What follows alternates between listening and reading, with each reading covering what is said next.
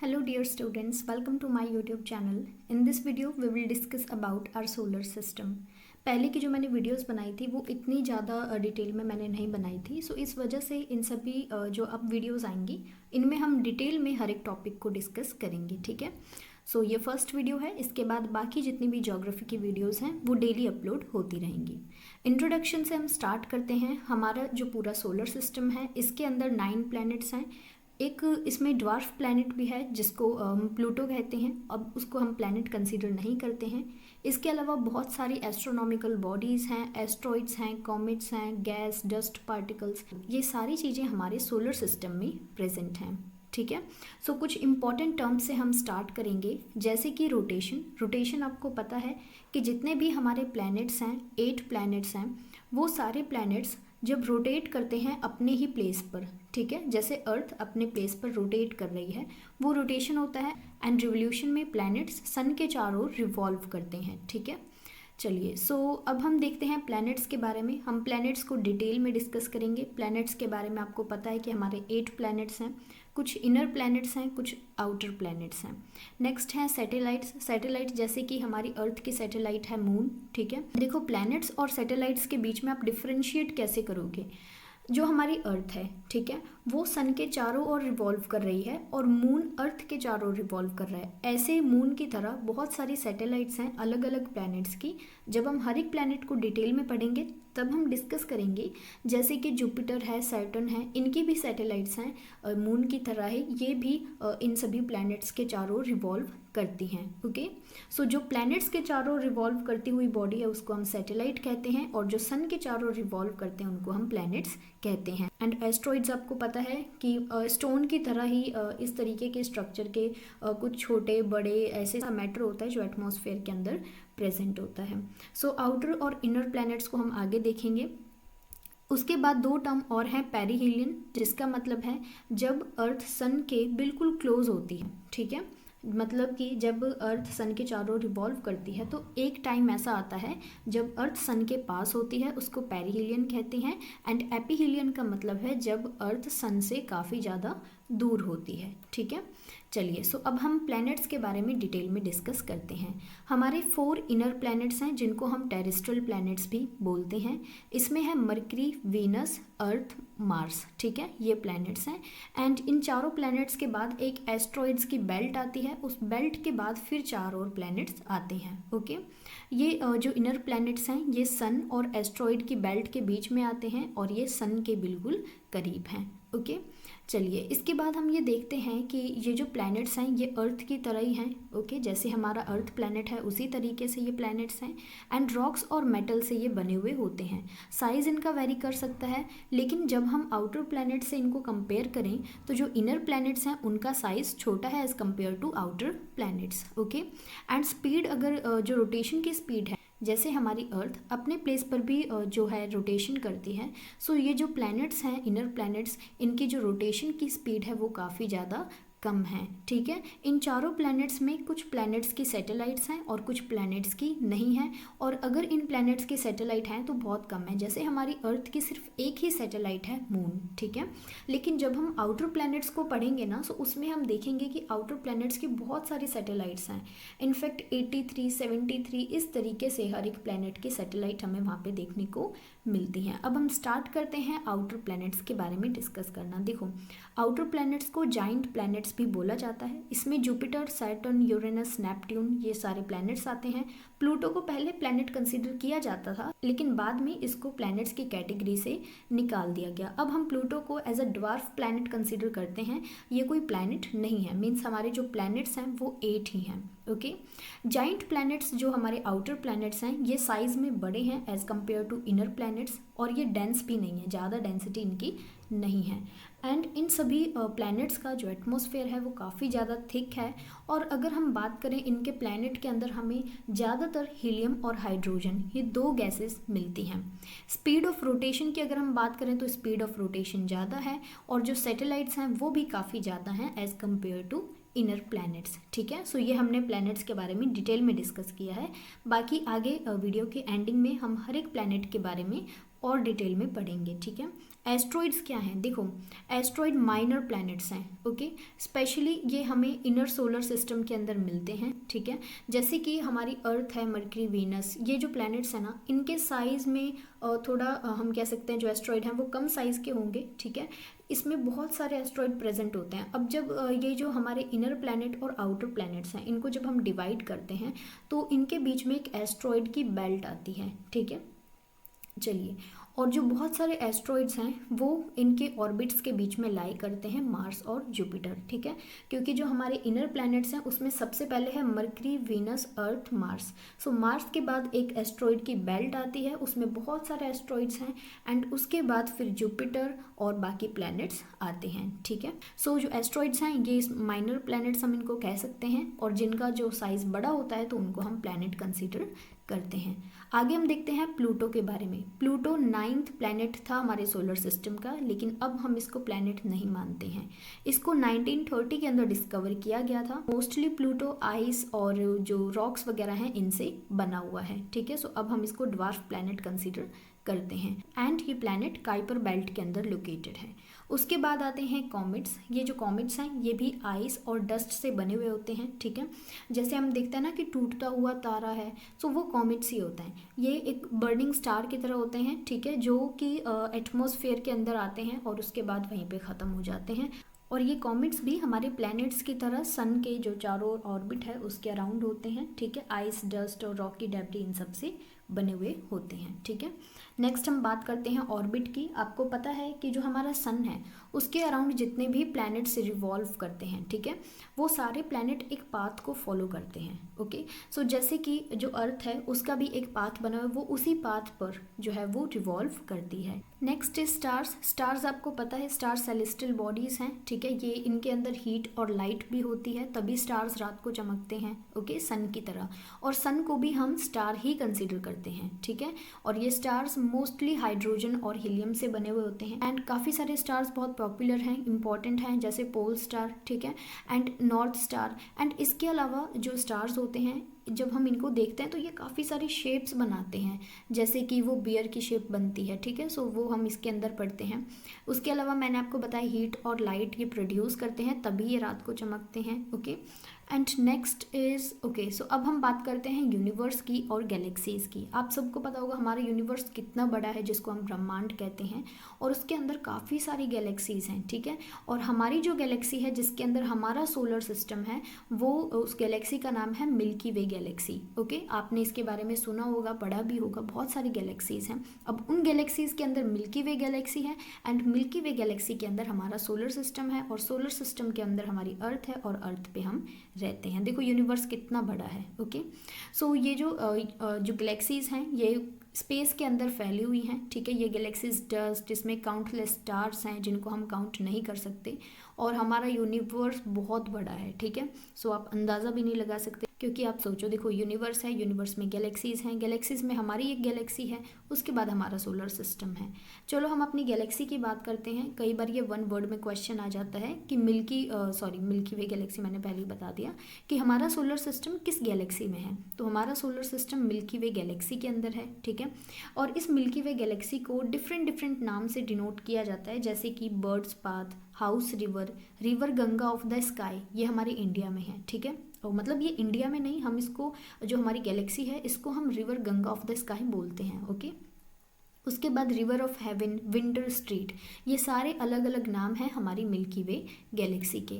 अब हम बात करते हैं हमारी जो गैलेक्सीज़ हैं वो कितने टाइप्स की हैं। देखो अगर हम जो ये डिवीज़न कर सकते हैं, बहुत इसमें 5-6 डिवीजन्स हो सकते हैं, लेकिन जो इंपॉर्टेंट है हम वही देखते हैं। सबसे पहले हैं स्पाइरल गैलेक्सीज़। इसकी शेप से ही आपको दिख रहा होगा, इस तरीके से आर्म्स बने हुए हैं, ठीक है, ये इस टाइप की गैलेक्सीज़ होती हैं। उसके बाद इलिप्टिकल गैलेक्सीज, ये कुछ इस तरीके से दिखाई देती हैं, आपको इमेज में दिख रहा होगा। और उसके बाद इरेगुलर गैलेक्सीज होती हैं जिनकी कोई शेप या साइज नहीं है, ठीक है। सो ये कुछ टाइप्स हैं गैलेक्सीज के, आप नाम याद कर लेना, ओके, इंपॉर्टेंट है। उसके बाद हम देखते हैं कि हमारे जो सोलर सिस्टम है इसकी कुछ कैरेक्टरिस्टिक्स। देखो जो हमारा पूरा सोलर सिस्टम है इसका जो 98% है वो सन है, ठीक है। उसके बाद बहुत सारे छोटे छोटे प्लैनेट्स हैं। अब आगे वाली आप इमेज में देखो सन कितना बड़ा है, उसके बाद हमारे प्लैनेट्स कितने छोटे हैं, ठीक है। सो 98% सोलर सिस्टम में सन है। उसके बाद ये जो जितने भी प्लैनेट्स हैं ये सारे टिल्टेड हैं, ठीक है, मतलब कि झुके हुए हैं एंड अपने ऑर्बिटल प्लेन्स पे ये सन के चारों ओर रिवॉल्व करते हैं, ठीक है। चलिए, और जितने भी प्लैनेट्स हैं ये सारे प्लैनेट्स सन के चारों ओर एंटी क्लॉकवाइज डायरेक्शन में रिवॉल्व करते हैं, ठीक है। रोटेशन और जो रिवॉल्यूशन है इसमें डिफरेंस है। चलिए, उसके बाद ये जो प्लैनेट्स हैं या तो ये सर्कुलर शेप में होंगे या इलिप्टिकल शेप में होंगे। मोस्टली आपने देखा है जितने भी हमारे प्लैनेट्स हैं वो सारे सर्कुलर शेप में हैं, ठीक है। चलिए, अब हम हर एक प्लैनेट को डिटेल में डिस्कस करते हैं। सबसे पहले है मरकरी। मरकरी आपको पता है इस वाले नीचे वाली इमेज में आपको दिखाई दे रहा होगा, सन के बिल्कुल पास मरकरी है। ये स्मॉलेस्ट प्लैनेट है हमारे सोलर सिस्टम का। इसका कलर थोड़ा सा ग्रेइश है, ठीक है, ये बड़ी वाली इमेज में आपको दिखाई दे रहा होगा। एंड इसकी कोई नेचुरल सैटेलाइट नहीं है। जैसे हमारी अर्थ की एक ही नेचुरल सैटेलाइट है वो है मून, ठीक है, और बाकी तो बहुत सारी सैटेलाइट्स हमने अपने स्पेस में भेजी हुई हैं, ठीक है, जो हमारे अर्थ के बाहर हैं। सो वो सारी आर्टिफिशियल सैटेलाइट्स हैं, हम यहाँ पे नेचुरल सैटेलाइट्स की बात कर रहे हैं, ठीक है। Consist of solar wind particles, और देखो सन के बिल्कुल करीब है ये वाला प्लैनेट मरकरी, ओके। एंड यहाँ पे जो क्रस्ट है, मीन्स इस प्लैनेट के जो क्रस्ट का पार्ट है वो सिलिकेट से बना हुआ है और जो कोर का पार्ट है वो आयरन से बना हुआ है, ठीक है। सो ये कुछ फैक्ट्स थे मरकरी प्लैनेट के बारे में। नेक्स्ट हम बात करते हैं वीनस की। आप देखो मरकरी के बाद येलो कलर में आपको वीनस दिखाई दे रहा होगा, और ये वीनस को ऐसा बोला जाता है कि ये अर्थ की तरह ही है, ठीक है, इसको अर्थ ट्विन भी बोला जाता है। इसके एटमॉस्फेयर में हमें मोस्टली जो गैस मिलती है वो CO2 है। इसको अर्थ सिस्टर प्लैनेट, अर्थ ट्विन, बहुत सारे अलग अलग नाम से इसको हमारी अर्थ की तरह ही बताया जाता है, ठीक है। एंड यहाँ पे एक सोवियत यूनियन ने एक प्रोग्राम यहाँ पे सक्सेसफुली लॉन्च किया था, ठीक है, और एक मिशन भेजा था वीनस पर, ठीक है। चलिए, एंड इसके बाद हमारी अर्थ, देखो अर्थ के बारे में आप सबको पता है ये यूनिवर्स में सिर्फ यही प्लेस है जहाँ पे लाइफ एग्जिस्ट करती है, क्योंकि यहाँ पे पानी भी है और उसके अलावा लैंड भी है, ऑक्सीजन भी है, जो कि एक ह्यूमन बीइंग के लिए या फिर लिविंग ऑर्गेनिजम्स के सर्वाइवल के लिए बहुत इंपॉर्टेंट है। आपको पता है हमारे एटमॉस्फेयर के अंदर 78% नाइट्रोजन है एंड 21% ऑक्सीजन है, ठीक है, और हमारी एक ही नेचुरल सैटेलाइट है अर्थ की, डेट इज मून, और यहाँ पे 4 सीजन्स हैं, 70% वाटर और 30% लैंड है, ठीक है। सो ये जो हमारी अर्थ है ये बहुत इंपॉर्टेंट है, यहीं पर ही लाइफ एग्जिस्ट करती है, ओके। चलिए नेक्स्ट डिस्कस करते हैं मार्स के बारे में। मार्स हमारा 4th प्लैनेट है, ठीक है, और ये देखो एक सेकेंड, इस वाली इमेज में आप देखो यहाँ पे आपको 4 प्लैनेट्स दिखाई दे रहे हैं स्टार्टिंग के, ठीक है। लास्ट में जो 4th हमारा इनर प्लैनेट है वो मार्स है। मार्स का रेड कलर है आयरन ऑक्साइड की वजह से। एंड यहाँ पे हमें जो टेम्परेचर में वेरिएशंस मिलते हैं वो काफ़ी ज़्यादा एक्सट्रीम है, क्योंकि यहाँ पे कोई एटमॉस्फेयर नहीं है जो हीट को रिटेन कर सके, ठीक है, क्योंकि हमारी अर्थ पे तो एटमॉस्फेयर प्रेजेंट है लेकिन मार्स पे नहीं है, और एटमॉस्फेयर प्रेजेंट नहीं है इसीलिए ही मार्स पे कोई लाइफ पॉसिबल नहीं है। लेकिन फिर भी काफ़ी सारे मिशंस भेजे गए हैं, काफ़ी सारी जो स्पेस एजेंसीज हैं वहाँ से, जैसे हमारे इंडिया ने भी मिशन भेजे हैं यहाँ पे, नासा ने भी, एंड इसके अलावा इलॉन मस्क, ठीक है, जिनकी स्पेस एक्स है शायद, ठीक है। सो उन्होंने भी मिशंस भेजे हैं। सो मार्स पे ऐसा मतलब सोचा जा रहा है कि या फिर किया जा रहा है इस तरीके का कि यहाँ पे लाइफ पॉसिबल हो सके, लेकिन यहाँ पे कोई एटमॉस्फेयर प्रेजेंट नहीं है। और जिस तरीके से हमारा अर्थ की एक सैटेलाइट है मून, ठीक है, और मार्स की कोई सैटेलाइट नहीं है इस तरीके की, और ना ही मार्स पे कोई रिंग्स प्रेजेंट है। नेक्स्ट आउटर प्लैनेट्स की बात करते हैं। इसमें 4 आउटर प्लैनेट्स इंपॉर्टेंट हैं। सबसे पहले डिस्कस करते हैं जुपिटर के बारे में। जुपिटर लार्जेस्ट प्लैनेट है हमारे सोलर सिस्टम में, ठीक है। ये एक गैस जाइंट है, मोस्टली हाइड्रोजन और हीलियम से बना है, मीन्स ये कोई रॉक्स या फिर इन सब से नहीं बना है, ये एक गैस का गोला है, ठीक है। और जो फास्टेस्ट रोटेशन है किसी भी प्लैनेट का हमारे सोलर सिस्टम में, वो सबसे फास्ट जो रोटेशन है वो जुपिटर का है। एंड एक फुल रोटेशन में जुपिटर को 9 आवर्स और 55 मिनट्स लगते हैं, मीन्स अराउंड 10 आवर्स लगते हैं अपनी ही एक्सिस पे रोटेट करने में, जैसे कि हमारी अर्थ एक रोटेशन करती है 24 आवर्स में, ओके। एंड इसके 79 मून्स हैं, मीन्स सैटेलाइट्स हैं, ओके। और उसके बाद नासा ने जूनो स्पेसक्राफ्ट भेजा था, ठीक है, जो कि 2016 से जुपिटर को ऑर्बिट कर रहा है, ठीक है। सो एक मिशन यहाँ पे भेजा गया है जुपिटर पे। सो आपको पता होना चाहिए जुपिटर आउटर प्लैनेट्स में से पहला प्लैनेट है और सबसे बड़ा प्लैनेट है हमारे पूरे सोलर सिस्टम में। आप इस वाली इमेज में देखो, यहाँ पे आपको जुपिटर दिखाई दे रहा होगा, और उसके बाद हम पढ़ेंगे सैटर्न के बारे में जिसके चारों रिंग्स हैं, उसके बाद यूरेनस, देन नेपच्यून। नेपट्यून। चलिए सैटर्न के बारे में पढ़ते हैं। ये सेकंड लार्जेस्ट प्लैनेट है हमारे सोलर सिस्टम में। ओके, इसमें जो रिंग्स हैं वो आइस पार्टिकल्स और रॉक डेब्री से बनी हुई हैं और ये भी एक गैस जाइंट है। मोस्टली ये हाइड्रोजन और हीलियम से बना है। इसकी डेंसिटी भी काफ़ी ज़्यादा कम है और एक कंप्लीट रोटेशन में इसको एटलीस्ट 10 आवर्स और 33 मिनट्स लगते हैं।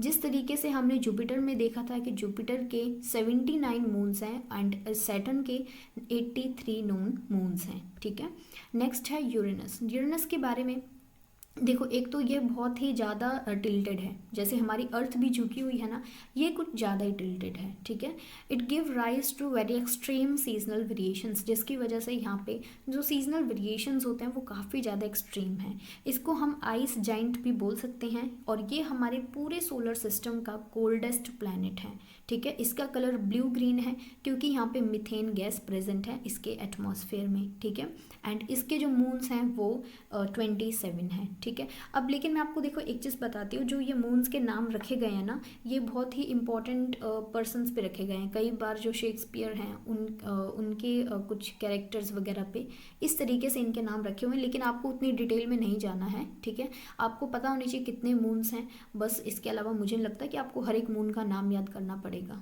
इतना डिटेल में नहीं पूछते किसी भी एग्जाम में। ओके, नेक्स्ट हम पढ़ते हैं नेपट्यून के बारे में। नेपट्यून लास्ट प्लैनेट है हमारे पूरे सोलर सिस्टम में। ठीक है, ये सबसे दूर है सन से, ऑब्वियसली लास्ट में आता है, सबसे दूर होगा और आउटर प्लैनेट्स का ये 4th प्लैनेट है। इसको भी आइस जाइंट बोला जाता है। ब्लू कलर इसका इसी वजह से है क्योंकि ये आइसी मटेरियल से बना है। Okay, has the fastest wind of any planet in the solar system. हमारे सोलर सिस्टम के अंदर जितने भी प्लैनेट्स हैं उन सबसे ज़्यादा जो फास्ट विंड चलती है वो इसी प्लैनेट पे चलती है। इसके 14 नॉन मून्स हैं, मीन्स कम मून्स हैं as compared to Jupiter and Saturn and Uranus. ठीक है, एंड एक मून है जो सबसे जो लार्जेस्ट मून है इन 14 में से, जिसका नाम है ट्राइटन, और बहुत फेमस मून है नेपट्यून का। ट्राइटन नाम आप याद रखना, सिर्फ यही मून है जिसका नाम आपको याद रखना है। एंड आई थिंक ये सारे प्लैनेट्स कवर हो गए हैं। नेक्स्ट वीडियो के अंदर हम डिस्कस करेंगे कि कैसे हमारे सोलर सिस्टम का फॉर्मेशन हुआ है और अर्थ का कैसे फॉर्मेशन हुआ है। इसके लिए अलग अलग थ्योरीज हैं, अलग अलग हाइपोथेसिस हैं, उसको हम अगली वाली एक पूरी डिटेल्ड वीडियो बनाएंगे, उसके अंदर कवर करेंगे। ठीक है, इसी तरीके से हमारे जितने भी टॉपिक्स हैं जो हमने फर्स्ट ईयर में कवर करे थे, वो देखो वो वीडियोस काफ़ी ज़्यादा शॉर्ट हैं। ठीक है, सो उसमें मैंने इतना ज़्यादा कंटेंट नहीं डाला था एंड मैंने वो वीडियो स्टार्टिंग में बनाई थी, तो मुझे ज़्यादा मैंने डिटेल उसमें नहीं ऐड की थी, लेकिन ये वीडियोस काफ़ी ज़्यादा डिटेल में हैं। आप प्लीज़ चैनल को सब्सक्राइब कर लेना अगर पहली बार विजिट कर रहे हो तो, एंड वीडियो को लाइक करना। एंड इसी तरीके से अब हम और ज़्यादा डिटेल में वीडियोस बनाएंगे ताकि एक ही वीडियो के अंदर आपके जितने भी डाउट्स हैं वो भी क्लियर हो जाएं और आपको पूरा अच्छे से एक ही वीडियो में सारा कंटेंट मिल जाए। Okay, thank you so much, have a good day and please subscribe कर लेना चैनल को।